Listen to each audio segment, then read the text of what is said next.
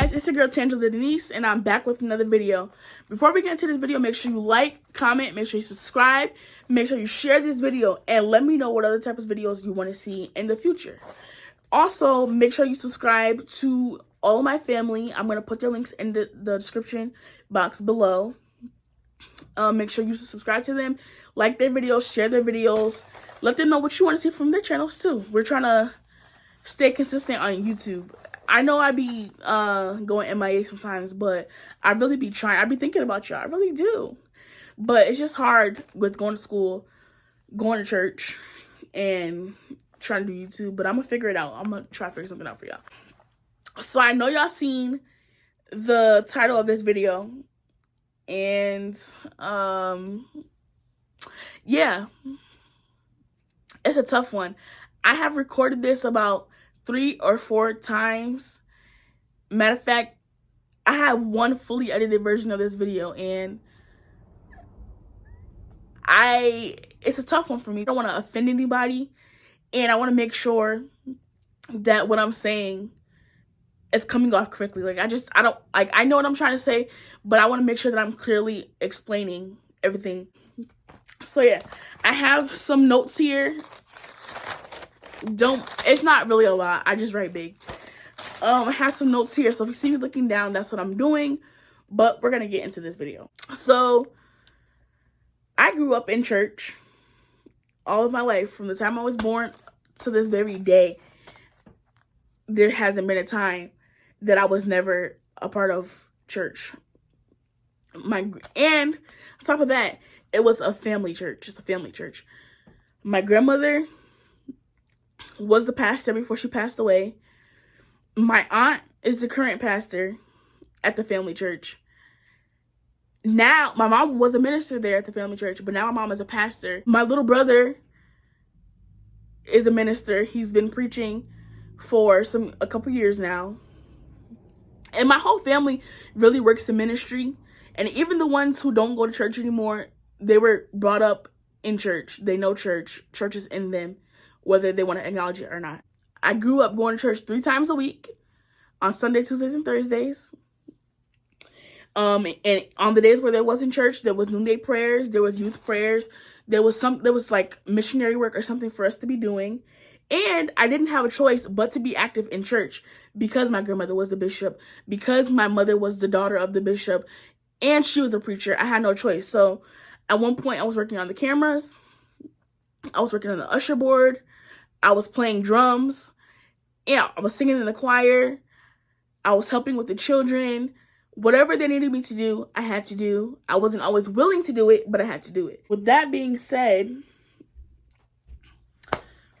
it was easy for me to be caught up in the formality of church life because it was expected of me as the bishop's granddaughter to be a part of everything. I was more concerned about doing all these things. I was more concerned about playing drums, singing a song, testifying during church, rather than my relationship with God. And it's not something I'm happy about, but for most of my life, I did not have a genuine relationship with God because I was so caught up in the formalities of church, or what I thought church was. For a long time, I was very dependent on the prayers of my parents, the prayers of my grandparents, the prayers of my aunts and uncles, rather than having a prayer life and a relationship of my own with God. I knew of God because of my upbringing, but I didn't know him personally. Because, like I said, I grew up in church. They talk about God. We're preached to about God. We have family prayers. They tell me about God. So I'm hearing it constantly, but I did not have a personal relationship with him. My way of explaining it is like you have that friend where you're only friends because your parents are friends. Like, you're friends with the kid because your parents are friends.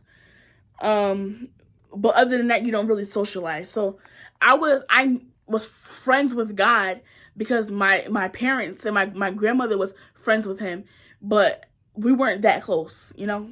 To turn that in like a spiritual sense, I knew who God was, and occasionally we would make connections. I'll have a connection with God.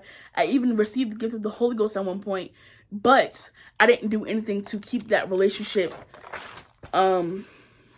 afloat. I didn't make it a point to feed my spiritual life because I knew that I was covered by the prayers of my mama, my grandmother, or my parents. Like, because I knew they were praying for me, I didn't feel the need to pray for myself, which is an awful thing. But because I grew up seeing people work in church, I was so caught up in doing everything else besides having a relationship with God. Another thing is, I could quote scriptures to you back and forth. I could probably name the 66 books of the Bible frontwards and backwards. I could show you how to sing the hymnals in the book. I could show you how to shout. I could show you how a church service is supposed to be ran, but I wasn't living that lifestyle. Like, it was just because I heard it. It wasn't because I read it for myself. It wasn't because I prayed for myself. It's just because these are the things that I grew up hearing. It was like surface level. I know these things on the surface, but they weren't embedded in me for real. I just knew how to quote it. I didn't know what it meant for real.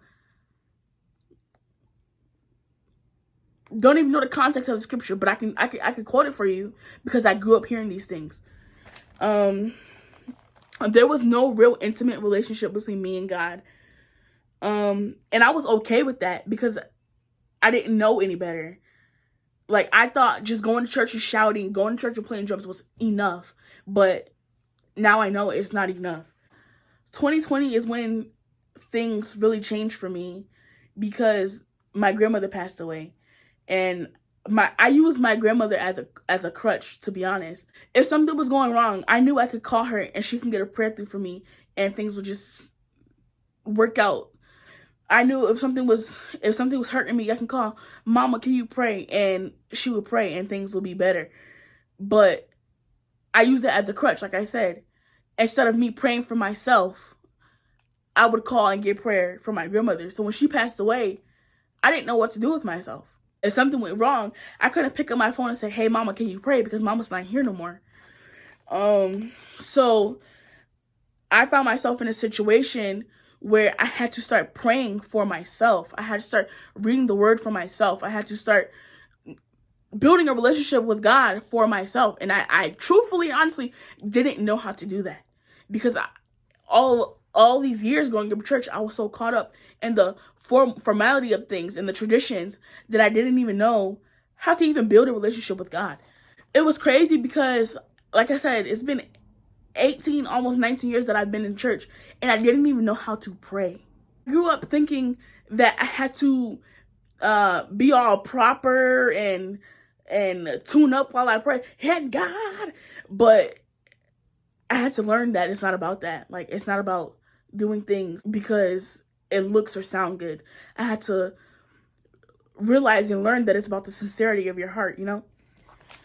So basically what I had to start doing was writing down the points that I wanted to pray about in my phone. So I can, like, God, this is what I'm thanking you for. Let me ask for forgiveness for any sins that I may have committed knowingly or unknowingly, and then let me go in and ask you for the things that I need to ask you for. Like, I had to learn how to pray. So I would write it down on my phone, and then I would just talk to God from my heart. And that's how I started praying. Like, I'm not the best prayer. I hate praying in public because I literally just started praying for real for myself. Like, but I've noticed such a difference from before when I was just praying just to say that I prayed, and now when I actually mean what I'm saying, you know? And now I had to step aside from just trying to make connections at church and actually making connections and having intimate moments with God for myself, even at home. Because that was another thing I had to learn. Like, I thought you can only feel Jesus in church.